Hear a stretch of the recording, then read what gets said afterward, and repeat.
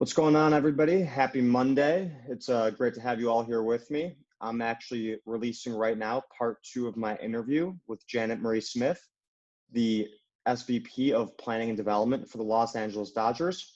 Part one was a great conversation, definitely one of the best I've had in all my years talking to people in the industry.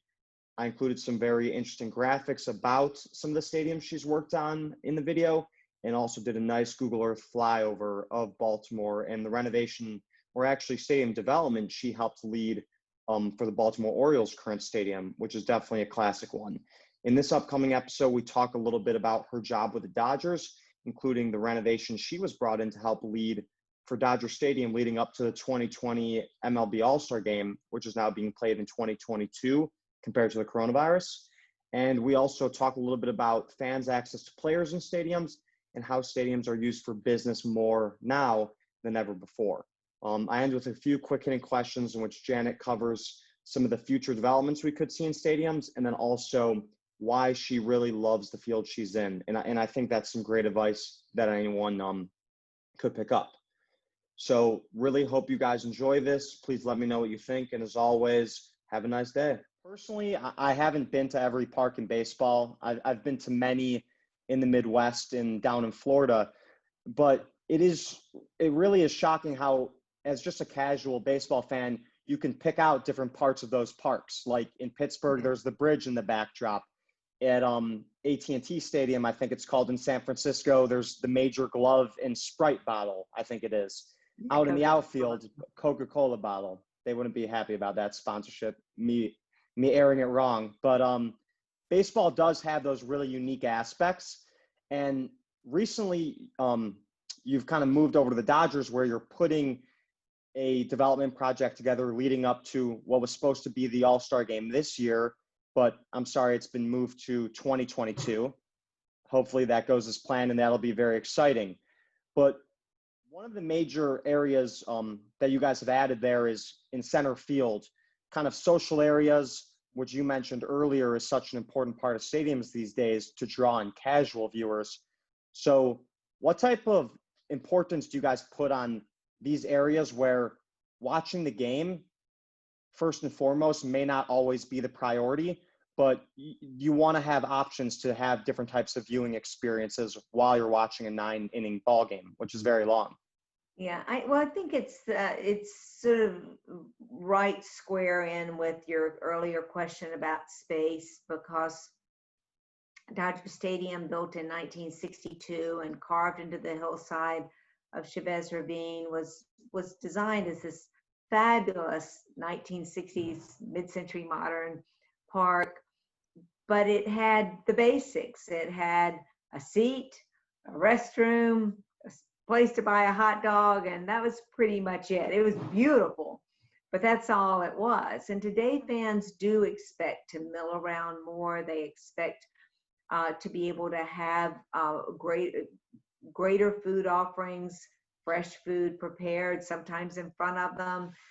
The retail and entertainment and sponsorship activations are very much a part of our world.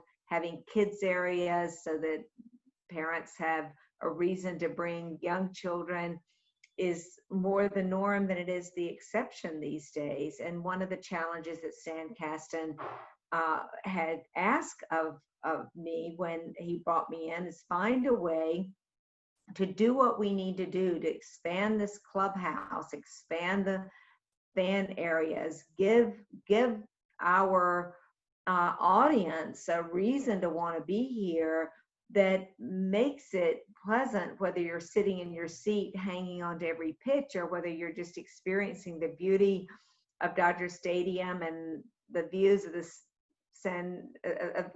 Elysian Park and the hills beyond, and looking back toward downtown. It's just a very special, iconic setting in the city, and one that we wanted to take advantage of.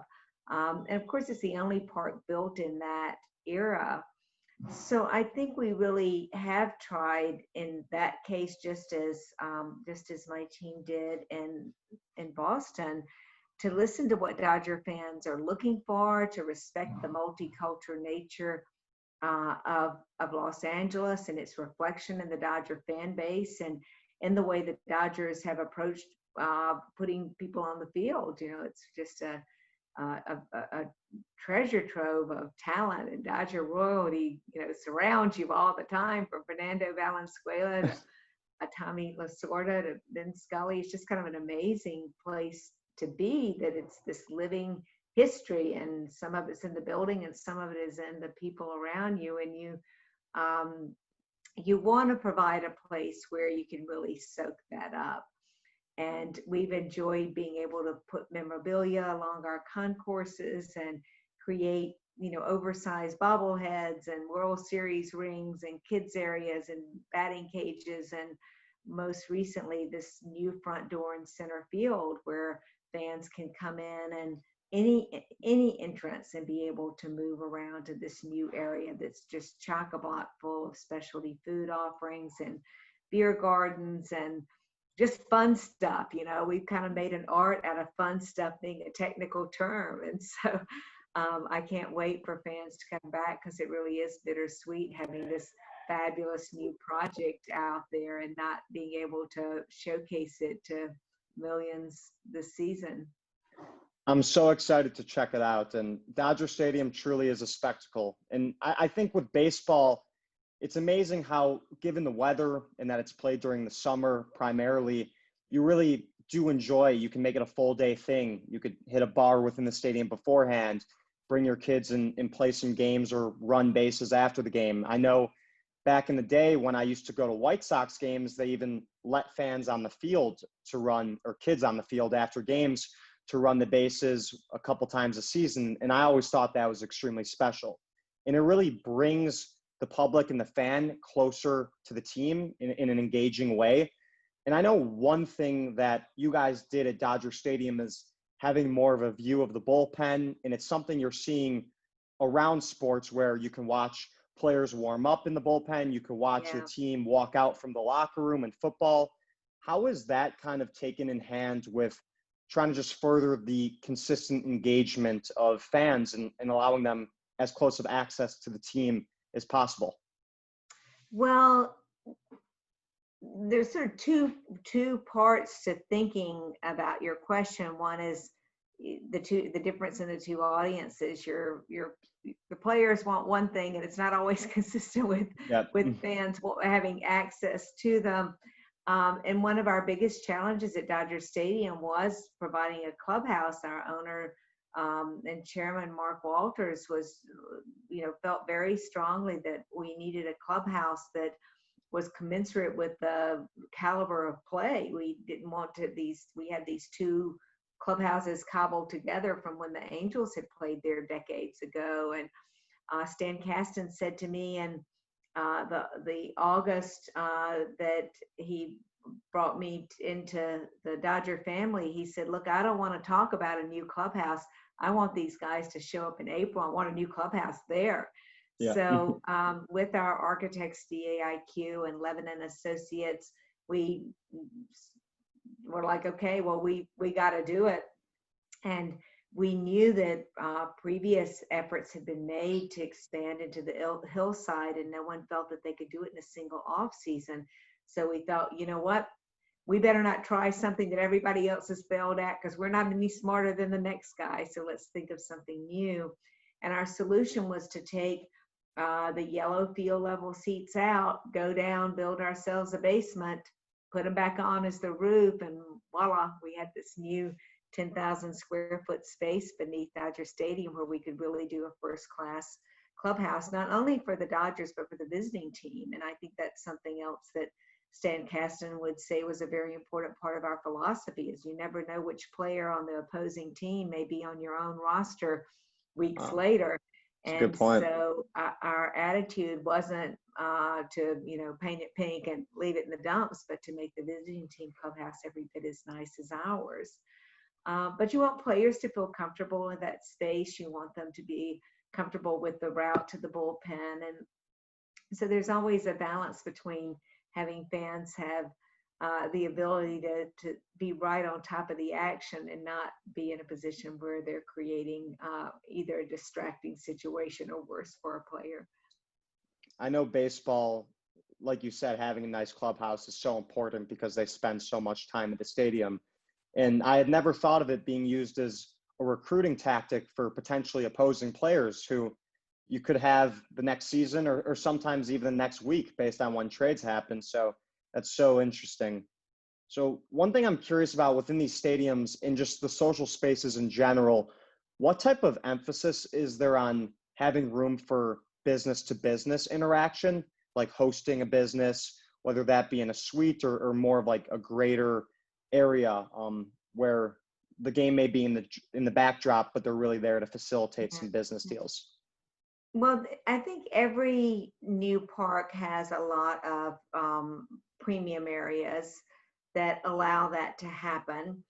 And I think suites have always been used that way, but perhaps more and more you see club areas being used that way. Perhaps it's because suites are harder to manage for a season long, and people will rent them for a single night or a mini plan throughout the season based on their company's needs, and opt instead for having, you know, 4 seats in a great location associated with the club where you have the ability to sort of flex the size of your party based on based on the game and the event, how you want to put things together. And of course, a lot of teams have areas where you can have a meeting and then move into the game and set a space aside, often one that it can double as a conference room for the front office when it's not game time, but it's available to fans to use pre-game or during game if they choose, but often it's pre-game. Yeah. And then of course there's a desire to do a lot of these things just to help with the flow in and out of a building.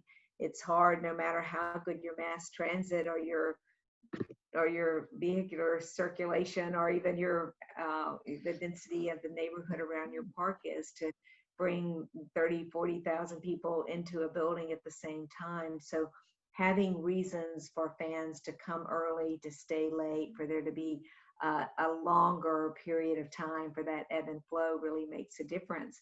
In fact, one of the reasons that we were so excited about this new front door that Stan Kasten had us do at Dodger Stadium this year is that this big center field plaza is just a stone's throw away from where our metro buses that go to Union Station line up, several hundred of them a night. And so even though Dodger Stadium doesn't have mass transit in the traditional way with subways and city buses, this dedicated metro service that has its own lane to get to Union Station is a way that thousands of our fans leave every night. And so it's nice having this area so close and within eyesight for them, because those buses run continuously for an hour after the game. And that's just another fantastic example of the synergies that we see so often these days between stadiums and the cities around them, which really have become one at this point. And it's great to see. So in order to be respectful of your time, I just want to end off with a few quick hitting questions. They're kind of out there, but I'm just curious to know what you think.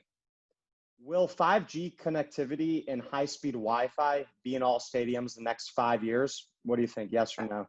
Absolutely. I think it's just becoming the norm, and I think clubs are pushing to get there, because it will seem like turning on a light bulb by tomorrow. So we don't want to wait and be behind. And then what's your favorite memory within all your time work in the MLB? It can be a game or opening something up, just a special moment. Wow, that's a Sure, there tough are a one. lot. Oh, I don't know. uh, Golly, there's so many, and they seem so bizarre, probably because I like kind of funky things. So you're probably expecting me to give you some great game that ended, ended in the 13th inning or something. But I would have to say that, I think maybe one of my most special moments is just when you know you figured something out. You know, when you approach a building like Dodger Stadium and your first look is like, it's a head scratcher. I don't see a center. I don't see an obvious entry. I don't see an obvious concourse. I'm not sure how you turn it from 1962 into 2022. I don't know how architecture can change this. And then what? And then you get it. You know, you have this eureka moment where you get it. And I love that feeling. I think it's one reason I enjoyed working on Fenway Park as much as I did Dodger Stadium, because of the chance to figure out something that, you know, hundreds, if not thousands of people had looked at and scratched their heads and said, I don't see a way of doing it. And just the ability to kind of listen to the building, listen to the fans, and feel like it's telling you what to do. And for me, that's just a great, it's sort of like a sixth sense when you know you hit on the right thing. And even better when you work for someone, as I do now, that gives you a chance to construct that, and then you see fans use it and you're like, yep, we got that right. It's a tremendous challenge, but we're extremely lucky to have people like you helping to put together these iconic stadiums. I mean, the amount of amazing memories lifelong that I have myself, and then you multiply that by people around the nation and world who come to these class venues, it really is amazing. So thanks so much for making a difference and helping sports be what they are. Thanks, Jacob. I really appreciate it. Thanks for having me too. Thank you so much, and have a great day, and best of luck once again with the postseason. Go Dodgers. Thank you. Yeah, go Dodgers.